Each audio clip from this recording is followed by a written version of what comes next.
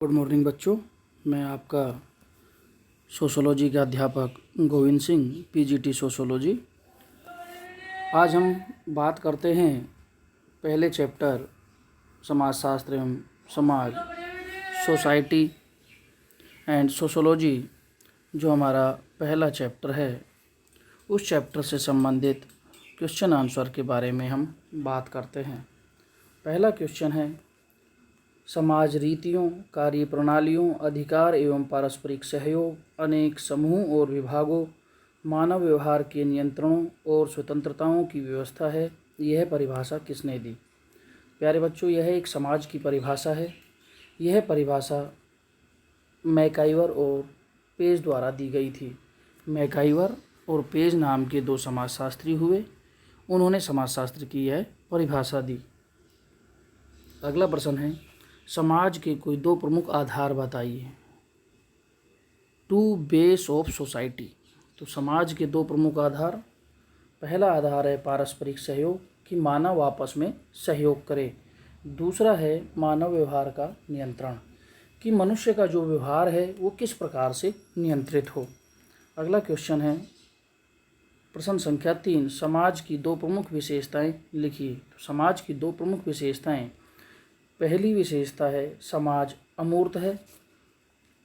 अमूर्त का मतलब, मूर्त का मतलब होता है जड़, अमूर्त का मतलब होता है गतिशील, कि समाज जो है गतिशील है, मूर्त नहीं है, जड़ नहीं है समाज। दूसरा है समाज में समानता व विभिन्नता पाई जाती है, कि समाज में कुछ समानताएं होती है, कुछ विभिन्नताएं भी होती है। देखिए, प्रत्येक समाज आप देखेंगे, चाहे वो आदिवासी समाज हो, चाहे आधुनिक समाज हो, चाहे सभ्य समाज हो, ग्रामीण समाज हो, शहरी समाज हो, आपस में समाजों में कुछ न कुछ समानताएं पाई जाती है, कुछ विभिन्नताएं भी मिलती है, जैसे खान पान का तरीका, वेशभूषा, उनका पहनावा, ये सब चीज़ें। अगला प्रश्न है, ह्यूमन सोसाइटी पुस्तक के लेखक कौन है? प्यारे बच्चों, आपका जो क्वेश्चन पेपर डिज़ाइन होगा उसमें 20 क्वेश्चन एक एक नंबर के आएंगे, छोटे क्वेश्चन आएंगे 20 क्वेश्चन। तो इन प्रश्नों को, ये जो प्रश्न है ये बहुत महत्वपूर्ण प्रश्न है, इन प्रश्नों को आपको ध्यान से करना होगा। ह्यूमन सोसाइटी पुस्तक के लेखक कौन है? तो ह्यूमन सोसाइटी जो पुस्तक है वो किंग्सले डेविस ने लिखी थी। किंग्सले डेविस एक पाश्चात्य समाजशास्त्री हुए, मनोविज्ञान में भी इन्होंने काफ़ी योगदान दिया है, इन्होंने यह पुस्तक लिखी थी। नेक्स्ट क्वेश्चन है क्वेश्चन नंबर 5, सामूहिकता, कलेक्टिविटी किसे कहते हैं? सामूहिकता या कलेक्टिविटी, सामूहिकता मतलब जब व्यक्ति समूह में रहता है तो किस प्रकार से समूह का निर्माण करता है, किस प्रकार से आपस में व्यक्ति योगदान करते हैं। तो देखिए, सामूहिकता जब समान भावनाओं, उद्वेगों व मूल्यों में विश्वास रखने वाले व्यक्ति एक स्थान पर एकत्रित होते हैं तो उस मानव संकलन को सामूहिकता कहते हैं। जब समान भावना, जब लोगों की भावना समान हो, उद्वेग, उद्वेग का मतलब यहाँ इमोशंस से है, उद्वेग व मूल्य, मूल्य का मतलब वैल्यूज में विश्वास रखने वाले व्यक्ति एक स्थान पर सब एक जगह इकट्ठे होते हैं, एकत्रित होते हैं तो उस मानव संकलन को, मानव संकलन मतलब मनुष्यों का जो समूह है, उसे सामूहिकता कहते हैं। अगला प्रश्न है, एक समाज को परिभाषित कीजिए। तो एक समाज मनुष्यों का ऐसा समूह समझा जा सकता है जिसके सदस्य सामान्य कार्यों में चेतन रूप से भाग लेते हों। यह परिभाषा मेंजर ने दी थी। प्यारे बच्चों, इसका मतलब है एक समाज मनुष्यों का ऐसा समूह जिसके सदस्य सामान्य कार्यों में चेतन रूप में भाग लेते हो। जब सामान्य उसके कार्य हैं उस समूह के, तो चेतन मतलब जागृत अवस्था में, अचेतन नहीं, जागृत अवस्था होती है उनकी और वो उसमें भाग लेते हैं। अगला प्रश्न है, समाज और एक समाज में अंतर स्पष्ट कीजिए। तो समाज और एक समाज में क्या अंतर है? समाज, देखिए, समाज सामाजिक संबंधों का जाल होने के कारण अमूर्त है, जबकि एक समाज व्यक्तियों का संग्रह होने के कारण मूर्त है। यह मैकाइवर पेज ने कहा था। समाज एक जटिल व्यवस्था है जबकि एक समाज एक सरल सामाजिक व्यवस्था है। समाज समय व भौगोलिक क्षेत्र से बंधा नहीं है, जबकि एक समाज समय व भौगोलिक क्षेत्र से बंधा हुआ है। भौगोलिक क्षेत्र मतलब उस क्षेत्र की जो भौगोलिक दशाएं हैं, जलवायु कैसी है वहाँ की, वहाँ का तापमान कैसा है, ज़मीन कैसी है, ये सब चीज़ें भौगोलिक दशाएं होती हैं। नंबर 4, समाज के सदस्यों के व्यवहारों में भिन्नता पाई जाती है। जो समाज के सदस्य हैं, प्रत्येक सदस्य का जो व्यवहार है वो अलग होगा, जबकि एक समाज के सदस्यों के व्यवहारों में काफ़ी समानता होती है। जो एक समाज के सदस्य होते हैं उनके विचार हैं उनमें आपस में समानता होती है, तालमेल होता है। इसी प्रकार आपके अगला प्रश्न है क्वेश्चन नंबर 8, समाज से आप क्या समझते हैं। तो समाज से आप क्या समझते हैं, मैकाई और पेज ने इसकी परिभाषा देते हुए कहा, समाज रीतियों, कार्यप्रणालियों, अधिकार एवं पारस्परिक सहयोग, अनेक समूह और उनके विभागों, मानव व्यवहार के नियंत्रणों और स्वतंत्रताओं की व्यवस्था है। अगला प्रश्न है मैकाई और पेज ने समाज के प्रमुख आधार क्या बताए। तो समाज के प्रमुख आधार मैकाई और पेज ने बताए रीतियाँ, जो पुरानी रीति है, हमारे जो पुराने कल्चर्स हैं, कार्यप्रणाली, कार्य करने का तरीका, अधिकार, पारस्परिक सहयोग, आपस में सहयोग लोग करते हैं, समूह और विभाग, जो विभिन्न समूह बने हुए हैं और उनके जो डिपार्टमेंट बने हुए हैं, मानव व्यवहार का नियंत्रण और स्वतंत्रता, ये समाज के प्रमुख आधार हैं। समाज अमूर्त है, इस कथन को संक्षेप में स्पष्ट कीजिए। समाज अमूर्त है, इस कथन को संक्षेप में मतलब होता है शॉर्ट में डिस्क्राइब कीजिए। तो सामाजिक संबंधों को न तो मूर्त रूप में देखा जा सकता है, न ही हाथ से स्पर्श किया जा सकता है। देखिए बच्चों, जो सामाजिक संबंध है, ना तो आप उन्हें मूर्त रूप में देख सकते हैं, जड़ रूप में देख सकते हैं, और ना ही हाथ से स्पर्श कर सकते हैं, हाथ लगा के भी आप पता नहीं कर सकते। हम केवल संबंधों के बारे में कल्पना या अनुभव कर सकते हैं, इसलिए समाज अमूर्त है। अब अगला प्रश्न है, इसमें कुछ परिभाषा दी गई है, समाज का समाजशास्त्रीय अर्थ एवं परिभाषा। तो समाज का समाजशास्त्रीय अर्थ क्या है और परिभाषा क्या है। तो समाजशास्त्र में समाज का अर्थ व्यक्तियों का समूह ने होकर संबंधों की व्यवस्था अथवा संबंधों के जाल, वेब ऑफ रिलेशनशिप से है। मैकाई और पेज का कहना है समाज सामाजिक संबंधों का जाल है। संबंधों का जाल क्या है। अब हम सब सामाजिक प्राणी हैं, विभिन्न क्षेत्रों में अपनी अपनी आवश्यकताएं पूरी करनी पड़ती है और विभिन्न व्यक्तियों से विभिन्न प्रकार के संबंध स्थापित करने पड़ते हैं। संबंधों के इसी ताने बाने को संबंधों का जाल कहा जाता है। देखिए, मनुष्य एक सामाजिक प्राणी है और अपनी ज़रूरतें पूरी करने के लिए व्यक्ति आपस में एक दूसरे से संबंधित होते हैं। विभिन्न क्षेत्रों में अलग अलग आवश्यकताएं होती है। एक व्यक्ति की ऑफिस में अलग आवश्यकता है, घर पे अलग आवश्यकता है। तो इस प्रकार से समाजशास्त्र का ये समाजशास्त्रीय अर्थ और परिभाषा हो गई। नेक्स्ट है समाज की कुछ प्रमुख परिभाषाएं। इस प्रकार के प्रश्न परीक्षा में पूछे जाते हैं। जैसे मैकाई और पेज ने कहा, समाज रीतियों, कार्यप्रणालियों, अधिकार एवं पारस्परिक सहयोग, अनेक समूह और उनके विभागों, मानव व्यवहार के नियंत्रण और स्वतंत्रताओं की व्यवस्था है। परिभाषाएं देखिए बच्चों, अगर पूछा जाता है कि मैकाई और पेज ने समाज की क्या परिभाषा दी, तो आप जो परिभाषा उन्होंने दी है वही लिखेंगे, अपनी तरफ से आप परिभाषा नहीं लिख सकते।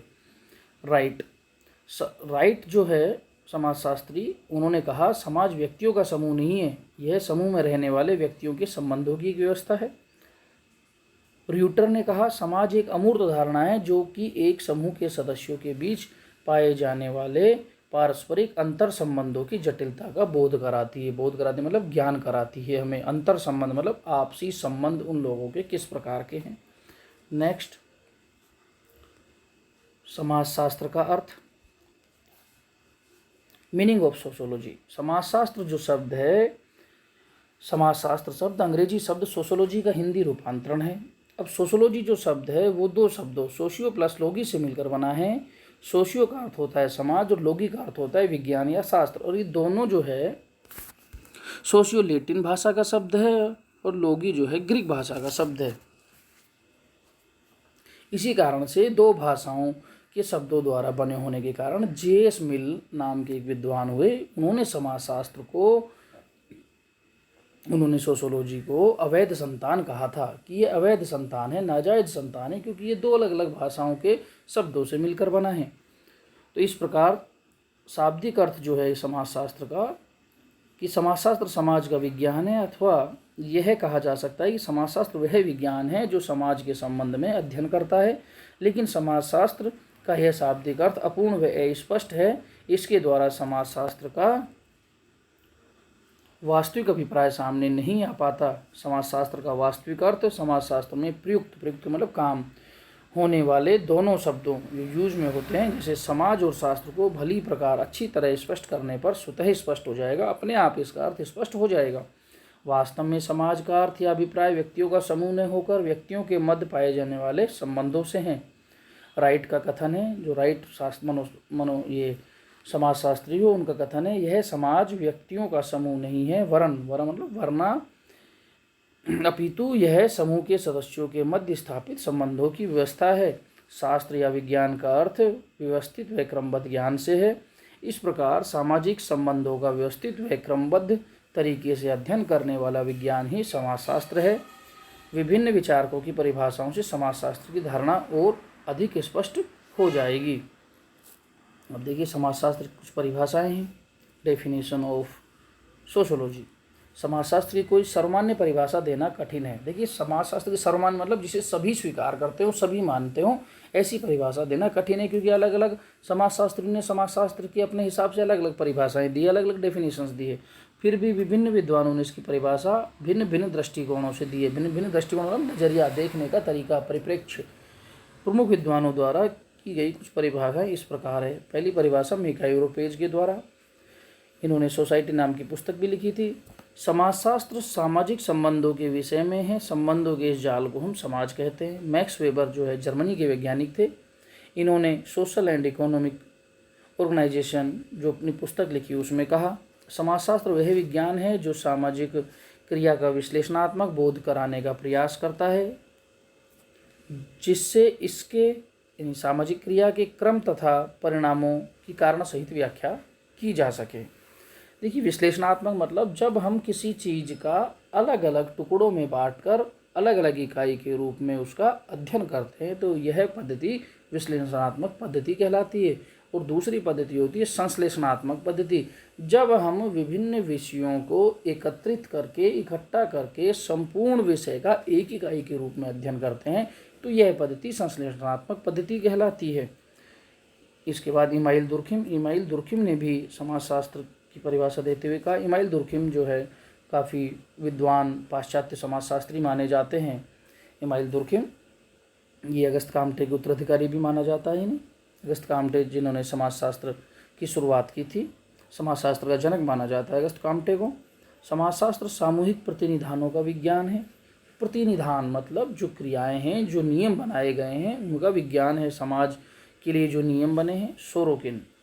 सोरोकिन का योगदान समाजशास्त्र के साथ साथ मनोविज्ञान में भी काफ़ी योगदान रहा है। सोरोकिन कहते हैं समाजशास्त्र सामाजिक सांस्कृतिक घटनाओं, सामान्य स्वरूपों और अनेक प्रकार के अंतः संबंधों का सामान्य विज्ञान है।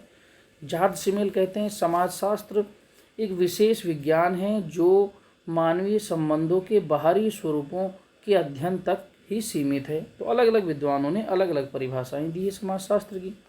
इसके बाद स्मरणीय बातें, आप ये इम्पोर्टेंट है बच्चों, इसे ध्यान रखेंगे।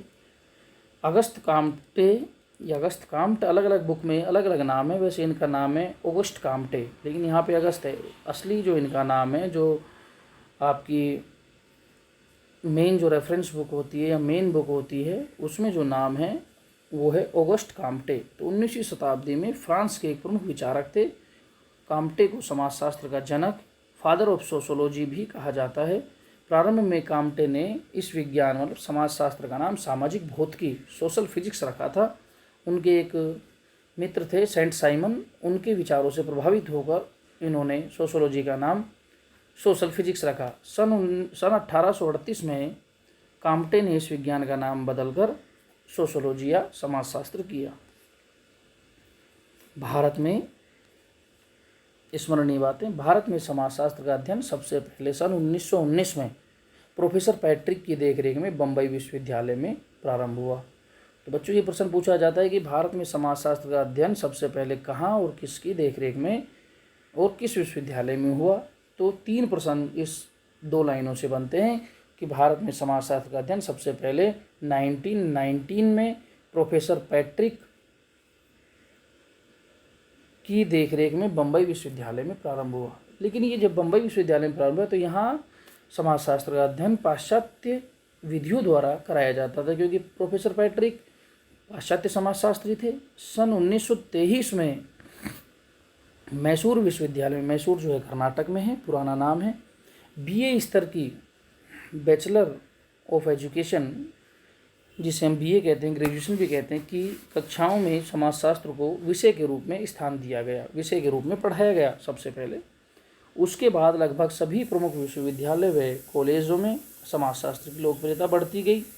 सन 1947 के बाद भारत में समाजशास्त्र एक स्वतंत्र विषय के रूप में पढ़ाया जा रहा है। 1947 के बाद से वर्तमान तक, टिल डेट, अभी तक समाजशास्त्र जो है एक स्वतंत्र विषय के रूप में पढ़ाया जा रहा है। भारत में प्रमुख समाजशास्त्रियों के रूप में डॉक्टर राधाकमल मुखर्जी, जिन्हें हम R.K. मुखर्जी कहते हैं, प्रोफेसर वाडिया, प्रोफेसर P.N. प्रभु, प्रोफेसर राजाराम शास्त्री, प्रोफेसर श्रीनिवास, जिसे M.N. श्रीनिवास कहते हैं, doctor R.N. Saxena, K.M. Kapadia, professor N. प्रसाद, प्रोफेसर आंद्रे बेताली, प्रोफेसर T.K. उमन, प्रोफेसर दुबे आदि के नाम माने जाते हैं। ये प्रमुख भारतीय समाजशास्त्री है जिन्होंने समाजशास्त्र को आगे बढ़ाने में अपना योगदान दिया।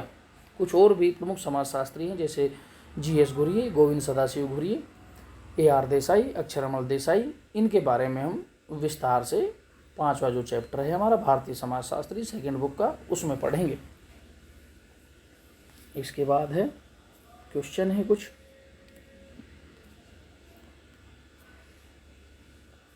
समाजशास्त्र का जनक किसे माना जाता है? तो अभी हमने पढ़ा, समाजशास्त्र का जनक अगस्त काम्टे को माना जाता है। अगस्त काम्टे ने पहले समाजशास्त्र का नाम क्या रखा? तो अगस्त काम्टे ने समाजशास्त्र का नाम सामाजिक भौतिकी रखा था।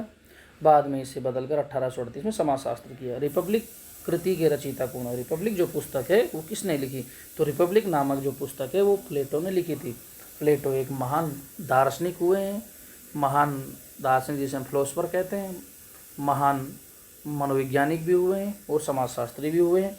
पॉलिटिकल के क्षेत्र में भी प्लेटो का नाम काफ़ी आदर सहित लिया जाता है। अरस्तु ने अपनी पुस्तक इथिक्स एंड पॉलिटिक्स में किन सामाजिक घटनाओं का वर्णन किया? तो अरस्तु जिन्हें समाजशास्त्र का जनक माना अरस्तु जिन्हें पॉलिटिकल साइंस का, राजनीति विज्ञान का जनक माना जाता है, जीव विज्ञान में भी इन्होंने काफ़ी योगदान दिया। अरस्तु जो है एक बहुमुखी प्रतिभा के धनी थे। एक तरह से हम कह सकते हैं कि अरस्तु ऑलराउंडर व्यक्ति थे जो हर क्षेत्र की जानकारी रखते थे। तो अरस्तु ने अपनी पुस्तक इथिक्स एंड पॉलिटिक्स में पारिवारिक जीवन, स्त्रियों की स्थिति, प्रथाओं, जो पुरानी प्रथाएं हैं, सामाजिक संहिताओं आदि का वर्णन किया। सामाजिक संहिता मतलब समाज के नियम। अगला प्रश्न है, कोर्स डी पॉजिटिव फिलोसफी पुस्तक किसने लिखी? तो कोर्स डी पॉजिटिव फिलोसफी पुस्तक अगस्त काम्टे द्वारा लिखी गई थी। ये इनकी एक प्रमुख पुस्तक थी। फ्रांस में समाजशास्त्र की नींव डालने का श्रेय किसको जाता है? तो फ्रांस में समाजशास्त्र की नींव डालने का श्रेय अगस्त काम्टे को जाता है, क्योंकि ये फ्रांस के ही विद्वान थे। भारत में समाजशास्त्र का अध्ययन सबसे पहले कब और कहाँ प्रारंभ हुआ? तो भारत में समाजशास्त्र का अध्ययन अभी हमने पढ़ा, सबसे पहले 1919 में बम्बई विश्वविद्यालय में प्रोफेसर पैट्रिक की देखरेख में प्रारंभ हुआ। अगला प्रश्न है, समाजशास्त्र क्या है? तो समाजशास्त्र क्या है बच्चों? समाजशास्त्र सामाजिक संबंधों का व्यवस्थित व क्रमबद्ध तरीके से अध्ययन करने वाला विज्ञान ही समाजशास्त्र है। सोसाइटी पुस्तक के लेखक कौन है? तो सोसाइटी पुस्तक मैकाइवर और पेज द्वारा लिखी गई, मैंने आपको अभी बताया था। मैक्स वेबर ने अपनी किस पुस्तक में समाजशास्त्र को परिभाषित किया? तो अभी बताया था बच्चों हमने, मैक्स वेबर जब हम बता रहे थे उन्होंने परिभाषा दी थी। तो सोशल एंड इकोनॉमिक ऑर्गेनाइजेशन पुस्तक में मैक्स वेबर ने समाजशास्त्र को परिभाषित किया। अगला प्रश्न है, समाजशास्त्र सामूहिक प्रतिनिधानों का विज्ञान है, कथन किसका है? प्यारे बच्चों, यह कथन इमाइल दुर्खिम द्वारा दिया गया था। समाजशास्त्र सामाजिक सांस्कृतिक घटनाओं, सामान्य स्वरूपों और अनेक प्रकार के अंत्य संबंधों का सामान्य विज्ञान। यह परिभाषा किसने दी? यह परिभाषा सोरोकिन ने दी थी। अगला प्रश्न है, समाजशास्त्र की कोई एक परिभाषा लिखिए। तो समाजशास्त्र आप कोई भी एक परिभाषा लिख सकते हैं जो आपको याद हो, अच्छी लगती हो। तो मैकाइवर और पेज के अनुसार समाजशास्त्र सामाजिक संबंधों के विषय में है। संबंधों के जाल को हम समाज कहते हैं। समाजशास्त्र की उत्पत्ति के संबंध में आप क्या जानते हैं? तो देखिए, 19वीं शताब्दी के प्रारंभ में फ्रांस के विचारक अगस्त काम्टे ने एक नवीन सामाजिक विज्ञान की कल्पना की, जिसका नाम इन्होंने शुरू में सामाजिक भौतिकी रखा। सन 1838 में इस विचारक ने इस विज्ञान का नाम बदलकर समाजशास्त्र रखा। अगस्त काम्टे को समाजशास्त्र का जनक माना जाता है। इन्होंने सामाजिक भौतिकी या सामाजिक वानिकी जो नाम रखा था, अपने मित्र सेंट साइमन के विचारों से प्रभावित होकर समाजशास्त्र का नाम रखा था, परंतु बाद में इन्होंने इसका नाम बदलकर 1838 में समाजशास्त्र किया। समाजशास्त्र का अध्ययन क्यों आवश्यक है? अगला प्रश्न है, समाजशास्त्र का अध्ययन क्यों आवश्यक है? समाजशास्त्र का एक विशिष्ट क्षेत्र व्यवहारिक समाजशास्त्र के नाम से जाना जाता है। इसका उद्देश्य समाजशास्त्र की खोजे हुए ज्ञान का उपयोग मानव जीवन की समस्याओं की निवारण व समाधान करना है कि मानव जीवन की जो समस्याएं हैं उनका निवारण कैसे किया जाए, उनको सोल्व कैसे किया जाए, समाधान कैसे किया जाए, वो क्या उपाय हैं जिनसे कि उन समस्याओं को सोल्व किया जा सकता है, उनका समाधान किया जा सकता है। आगे नेक्स्ट, समाजशास्त्र की प्रकृति की कोई दो विशेषताएं बताइए। तो समाजशास्त्र एक सामाजिक विज्ञान है, न कि प्राकृतिक विज्ञान। समाजशास्त्र एक सामान्य विज्ञान है, न कि विशेष विज्ञान। चाहे समाजशास्त्र का नाभियन कोई विशेष हो, जैसा कि हर अन्य विज्ञान के साथ होता है, परंतु गणवेशना का क्षेत्र सामान्य होता है। यह कथन किस समाजशास्त्री का है? तो यह जो कथन दिया है रॉबर्ट बियरस्टेड ने दिया। यहाँ पे रॉबर्ट बियरस्टेड लिखा हुआ है, इनका नाम है बियरस्टेड, रॉबर्ट बियरस्टेड नाम है इनका, ये मिसप्रिंट है किताब में। देखिए, नाभियन का मतलब उत्पत्ति कहीं से भी हुई हो, चाहे समाजशास्त्र का नाभियन कोई विशेष हो, लेकिन जैसा कि हर विज्ञान का होता है, परंतु गणवेशना का क्षेत्र, गणवेशना मतलब खोज का क्षेत्र, अनुसंधान का क्षेत्र। अगला प्रश्न है, समाजशास्त्र एक सामान्य विज्ञान इस बात की जांच करने के लिए फॉर्मूला या सूत्र किस समाजशास्त्री ने दिया? ये इंपॉर्टेंट प्रश्न है बेटो, ये बेटा इंपॉर्टेंट क्वेश्चन है। यह पूछा जाता है कि बेटा सोरोकिन ने सूत्र तो जो है फॉर्मूला, तो समाजशास्त्र एक सामान्य विज्ञान इसकी जांच करने के लिए जो फॉर्मूला दिया, सूत्र दिया, वो सोरोकिन ने दिया था, लेकिन बाद में रॉबर्ट बियरस्टेड ने इसमें कुछ संशोधन किया था। तो इस फॉर्मूला के जनक तो सोरोकिन है, लेकिन बाद में रॉबर्ट बियरस्टेड ने इसमें कुछ चेंजेस किए और फिर इसे दोबारा दिया था इस फॉर्मूला को। समाजशास्त्र के अध्ययन क्षेत्र से निर्धारण करने के संबंध में कौन से दो संप्रदाय पाए जाते हैं? तो समाजशास्त्र के अध्ययन क्षेत्र से निर्धारण करने के संबंध में दो संप्रदाय पाए जाते हैं, स्वरूपात्मक संप्रदाय और समन्वयात्मक संप्रदाय। ये दो संप्रदाय के नाम हैं, स्वरूपात्मक संप्रदाय और समन्वयात्मक संप्रदाय। इसके बारे में डिटेल से भी हम पढ़ेंगे आगे नेक्स्ट चैप्टर में। अगला प्रश्न है, कंटेम्प्रेरी सोशोलॉजिकल थ्योरीज पुस्तक किसने लिखी? तो कंटेम्प्रेरी सोशोलॉजिकल थ्योरीज नामक जो पुस्तक है वो सोरोकिन द्वारा लिखी गई थी। समाजशास्त्र के विषय क्षेत्र का स्पष्टीकरण कितने संप्रदाय द्वारा किया गया? तो समाजशास्त्र के विषय क्षेत्र को दो संप्रदाय, स्वरूपात्मक संप्रदाय और समन्वयात्मक संप्रदाय में विभक्त किया गया है। समन्वयात्मक संप्रदाय के प्रमुख विचारकों के नाम लिखिए जो समन्वयात्मक संप्रदाय से संबंधित है। इमाइल दुर्खिम, होबहाउस, सोरोकिन समन्वयात्मक संप्रदाय के प्रमुख विचारक हैं। स्वरूपात्मक संप्रदाय से जुड़े विद्वानों के नाम लिखिए। तो देखिए, स्वरूपात्मक संप्रदाय से जुड़े हुए जो विद्वान हैं, जॉर्ज सिमेल, वीरकांत जो कि भारतीय समाजशास्त्री हैं, बॉनवीज, मैक्स वेबर तथा टोनीज स्वरूपात्मक संप्रदाय से जुड़े विद्वान हैं। स्वरूपात्मक संप्रदाय के प्रमुख आलोचक अमेरिकन समाजशास्त्री का नाम बताइए। जो स्वरूपात्मक संप्रदाय था उसकी जो आलोचना की थी वो प्रमुख अमेरिकी समाजशास्त्री कौन थे? तो देखिए, सोरोकिन थे, वो स्वरूपात्मक संप्रदाय के प्रमुख आलोचक थे और अमेरिका के समाजशास्त्री थे। समाजशास्त्र की प्रकृति की विशेषताओं का संक्षेप में वर्णन कीजिए। समन्वयात्मक संप्रदाय के अनुसार समाजशास्त्र का विषय क्षेत्र क्या है? इस प्रकार के बड़े क्वेश्चन आते हैं, इनको 4 नंबर के जो क्वेश्चन आते हैं आप अपनी बुक से इनको करने का प्रयास कीजिए। प्यारे बच्चों, ये जो क्वेश्चन आंसर मैंने आपको भेजे थे उनको समझाने का प्रयास किया है। आपको समझ में आएगा, वीडियो को आप पूरा देखेंगे तभी आपको समझ में आएगा। ये नेक्स्ट जो क्वेश्चन आंसर हैं इस पार्ट से संबंधित जो मैं आपको भेज चुका हूँ वो मैं आपको नेक्स्ट वीडियो में समझाऊंगा। आज की वीडियो में इतना ही, और सभी बच्चे पूरा वीडियो देखेंगे और मेरे YouTube चैनल को सब्सक्राइब करेंगे। वीडियो अगर आपको पसंद आता है तो वीडियो को लाइक करें, शेयर करें। धन्यवाद बच्चों।